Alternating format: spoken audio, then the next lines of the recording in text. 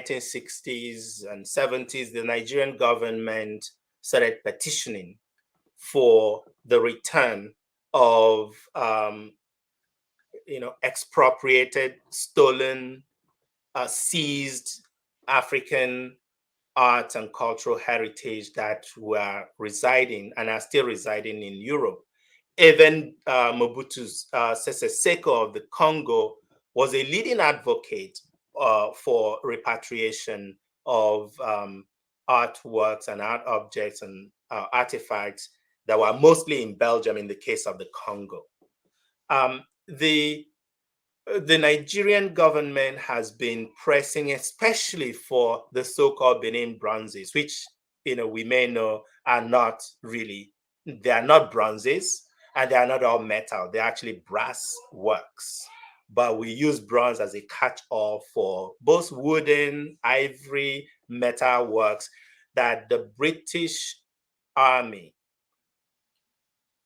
took from the city of Benin in 1897 when they destroyed the city and removed Oba Ovoramwen from office and sent him into exile. We still do not know how many people died in Benin during that invasion.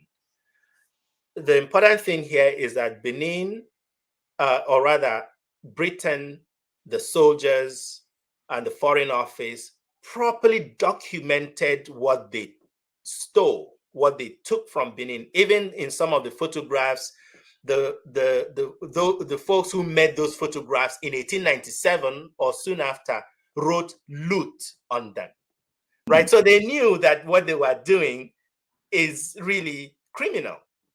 But it was important to seize those objects so that they could auction them off to pay for part of the invasion.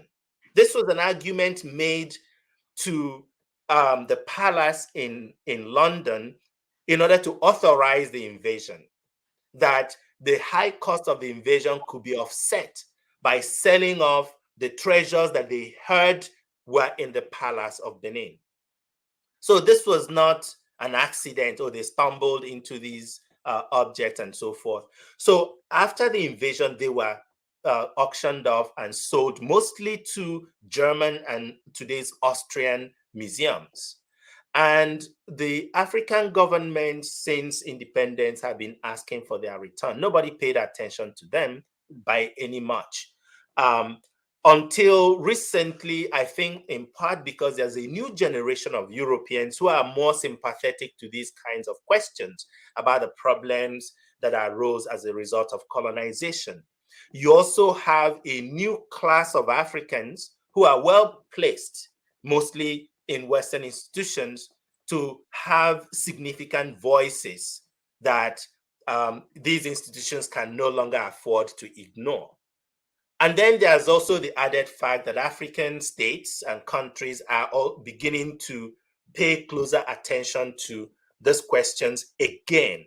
And that's what's caused the kind of increased level and higher level of conversation around these questions. And we have had some important results, including the decision by the German government to return more than 1,100 of these Benin bronzes to Nigeria, to return their ownership to Nigeria. That's already a done deal.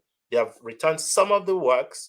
Other institutions have made similar gestures, private and state institutions in Europe, but the big boys really, meaning the British Museum, has not done anything. The Met, none of the US museums, except the Smithsonian National Museum for African Art, none of the other US museums have really come up. And that's why we're still putting as much pressure on them to do the needful, be on the right side of history by restituting these objects.